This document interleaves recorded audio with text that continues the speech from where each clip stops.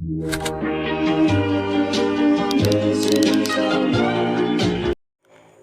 terima kasih atas kesempatan yang telah diberikan. Pada saat ini saya akan memperkenalkan nama saya. Nama saya Eklesia Feril Kumendong dengan NIM 2206 110206 34 di kelas 1B9 Manajemen, dosen pengampu Dr. Imelda Welin Juliana Ogi SEMM dengan mata kuliah pengantar manajemen. Dan pada saat ini saya akan memaparkan materi dari menjelaskan fungsi pengorganisasian. A. Pengertian organisasi. Pengertian organisasi secara sederhana dapat diartikan sebagai suatu kesatuan yang merupakan wadah atau sarana untuk mencapai berbagai tujuan. Atau sarana organisasi memiliki banyak komponen yang melandasi, di antaranya terdapat banyak orang, tata hubungan kerja, spesialis pekerjaan, dan kesadaran rasional dari anggota sesuai dengan kemampuan dan spesialisasi untuk masing-masing. Menurut Robbins 1994 ayat 4, organisasi adalah kesatuan sosial yang dikoordinasikan secara sadar dengan sebuah batasan yang relatif dapat diidentifikasi, yang bekerja atas dasar yang relatif terus-menerus untuk mencapai suatu tujuan bersama atau sekelompok tujuan. Berdasarkan pengertian di atas, dapat disimpulkan bahwa organisasi adalah suatu wadah yang terdiri dari unsur manusia yang saling bekerja sama dan saling menguntungkan untuk kepentingan bersama dalam pencapaian tujuan organisasi. B. Pembagian kerja. Pembagian kerja merupakan proses menguraikan pekerjaan menjadi bagian-bagian kecil yang berguna bagi tujuan organisasi dan dilaksanakan oleh individu atau kelompok. Sri Slameto 2000 pasal 23 menyebutkan bahwa pembagian kerja adalah suatu perincian serta pengelompokan aktivitas-aktivitas yang sejenis atau erat hubungannya satu sama lain untuk dilakukan oleh suatu organisasi tertentu. Pengertian pembagian kerja menurut Hasibuan, pembagian kerja yaitu informasi tertulis yang mengurangkan tugas dan tanggung jawab, kondisi pekerjaan, hubungan pekerjaan, dan aspek-aspek pekerjaan pada suatu jabatan tertentu dalam organisasi.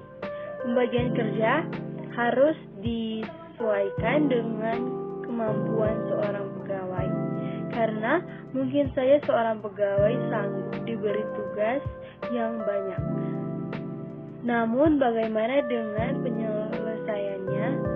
Pembagian kerja dilakukan dengan asumsi bahwa semakin kecil tugas yang dibebankan, maka akan semakin cepat penyelesaiannya dari waktu.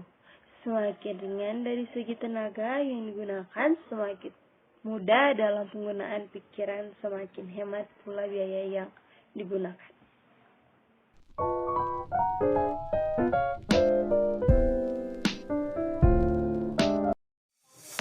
Struktur organisasi proyek. Departementalisasi proyek menyangkut pembentukan tim-tim spesialis yang diperlukan untuk mencapai tujuan khusus, di mana seorang manajer proyek mempunyai wewenang memimpin para anggota tim selama jangka waktu proyek. Bila proyek telah diselesaikan, tim dibubarkan dan para anggota tim dikembalikan ke departemen fungsional asalnya sampai ada proyek baru. Bentuk organisasi proyek dan matriks adalah tipe departementalisasi campuran atau hybrid design.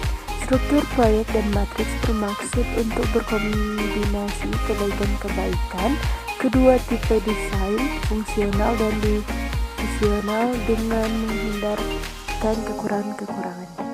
Struktur organisasi matriks departementalisasi matriks adalah sama dengan departementalisasi proyek.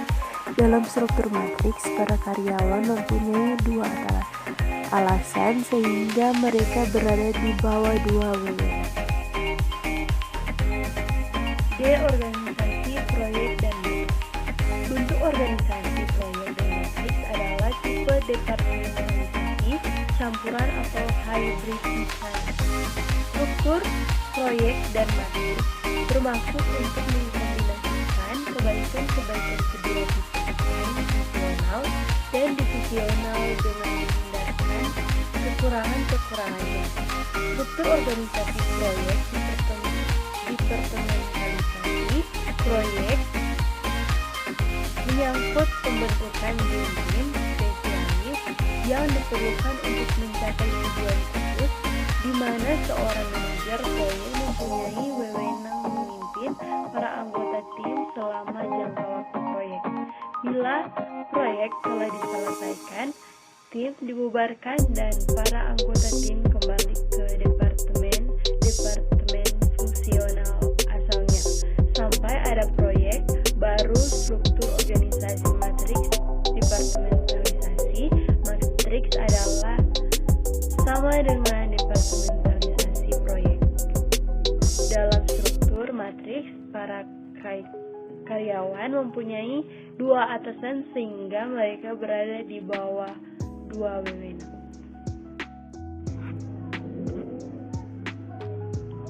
Kelompok-kelompok kerja formal organisasi. Kelompok kerja formal adalah kelompok karya yang dibentuk atau disusun secara resmi oleh manajer, di mana kelompok kerja tersebut diberikan tugas dan pekerjaan yang terkait dengan pencapaian tujuan organisasi, dapat berupa kelompok kerja langsung, kepanitiaan, dan kelompok kerja temporal atau khusus. Kelompok-kelompok kerja formal organisasi. Kelompok formal adalah suatu kelompok yang sengaja dibentuk untuk melaksanakan suatu tugas tertentu. Anggota-anggotanya biasanya diangkat oleh organisasi, tetapi itu tidak harus seperti itu pada setiap kasus.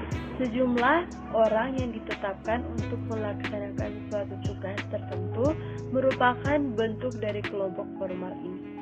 Contohnya komite atau panitia. Unit-unit kerja seperti unit bagian, laboratorium riset dan pengembangan, tim manajer, kelompok tukang pembersih, dan sebagainya. Yang berikut, kegunaan atau kerugian panitia dan organisasi formal. Kegunaan: meningkatkan penerimaan, memperbaiki koordinasi tempat latihan yang bagi manajer, penyebaran kekuasaan, menghindarkan konsekuensi-konsekuensi yang tidak menyenangkan. Kerugian: dominasi individu, adanya persetujuan dan kompromi terlebih dahulu, kurangnya tanggung jawab.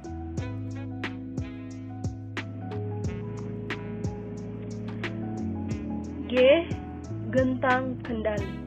Gentang kendali adalah jumlah pegawai atau bawahan yang dapat dikendalikan secara efektif oleh seorang manajer atau supervisor pada satu waktu. Berbagai teori telah dikemukakan tentang berapa jumlah rentang kendali ideal atau cara menghitungnya.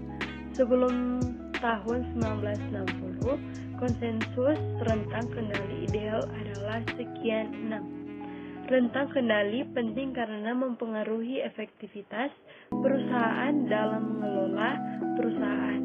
Misalnya, itu berdampak pada fleksibilitas dan komunikasi di dalam organisasi. H. Tentang manajemen dan tingkat organisasi. Rentang manajemen atau rentang kendali adalah kemampuan manajer untuk melakukan koordinasi secara efektif yang sebagian besar tergantung jumlah bawahan yang melapor kepadanya. Rentang manajemen mempengaruhi penggunaan efisien dari manajer dan pelaksanaan kerja efektif dari bawahan mereka. Secara umum, ada 3 tingkat manajemen, Dalam sebuah perusahaan, manajemen tingkat atas, manajemen tingkat menengah, dan manajemen tingkat bawah.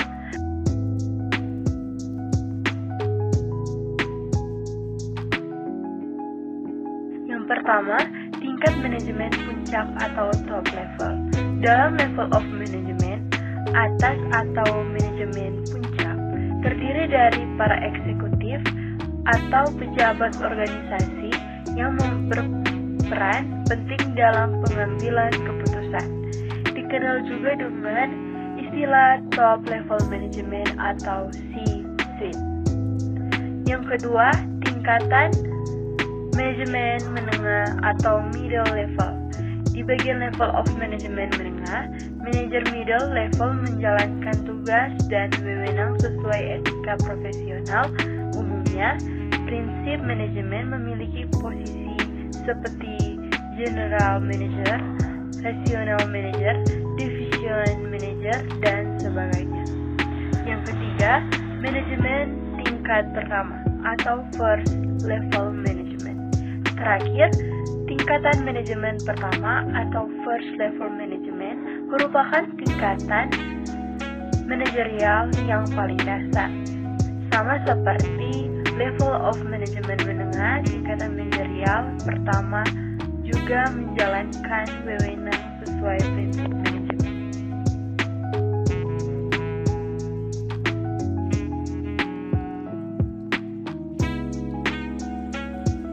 Contoh kasus dalam perusahaan yang menggunakan pengorganisasian dengan baik. Yang pertama, tim proyek di PT Like Instrumenindo Jakarta dibentuk oleh pimpinan perusahaan dengan tujuan menyelesaikan suatu proyek berdasarkan persyaratan tertentu, di mana seluruh anggota organisasi dan pimpinannya merupakan bagian dari sumber daya manusia perusahaan yang secara formal dibentuk tim kerja yang terdiri dari anggota dengan perilaku tertentu. Perilaku anggota tim akan membentuk karakteristik tim yang akan menentukan efektivitas organisasi melalui efektivitas internal tim, yaitu suatu proses yang berhubungan dengan suatu kerja dalam tim. Dengan suasana kerja yang sesuai dengan harapan anggota tim akan meningkatkan kemampuan dalam pencapaian sasaran organisasi. Yang kedua, PT Golden Castle bergerak dalam bidang konveksi atau tekstil, mengalami konflik antara perusahaan dengan karyawan. Konflik ini terjadi karena adanya miscommunication antara atasan dengan karyawan. Adanya perusahaan kebijakan dalam perusahaan mengenai penghitungan gaji atau upah kerja karyawan. Namun pihak perusahaan belum memberitahukan para karyawan sehingga karyawan merasa diperlakukan semena-mena oleh pihak perusahaan. Para karyawan mengambil tindakan yaitu dengan mendemo perusahaan, namun tindakan ini berujung pada PHK besar-besaran yang dilakukan oleh perusahaan. Penyelesaian kasus dalam perusahaan tersebut. Seharusnya atasan harus bisa membaca pikiran atau keinginan para karyawannya. Atasan juga harus sering berkomunikasi langsung dengan para karyawannya, sehingga dia terjadi miscommunication. Dengan begitu, atasan dapat mengetahui bagaimana sifat dan keinginan para karyawannya tersebut. Kesimpulan, dapat disimpulkan bahwa pengorganisasian di dalam organisasi sangatlah penting. Di dalam organisasi harus adanya seorang yang mempunyai konseptual yang tinggi guna untuk mencapai suatu tujuan. Setiap kegiatan-kegiatan atau pekerjaan hendaknya didasarkan atas eratnya hubungan pekerjaan atau kegiatan dan mempunyai satu kesatuan tujuan. Organisasi secara keseluruhan dan tiap-tiap bagiannya harus berusaha untuk mencapai tujuan tersebut. Organisasi akan kacau bila tidak memiliki kesatuan tujuan, dan seorang atasan harus mengkoordinasi bawahannya guna untuk mensinkronkan dan mengintegrasikan segala tindakan supaya terarah pada sasaran yang akan dicapai. Saran dari kesimpulan di atas, untuk memimpin di dalam suatu organisasi harus mempunyai dasar-dasar kepemimpinan agar bisa mengendalikan dan mengintegrasikan bawahannya. Setiap tanggung jawab atau kewajiban yang sudah diberikan oleh atasan harus dikerjakan dengan tanggung jawab.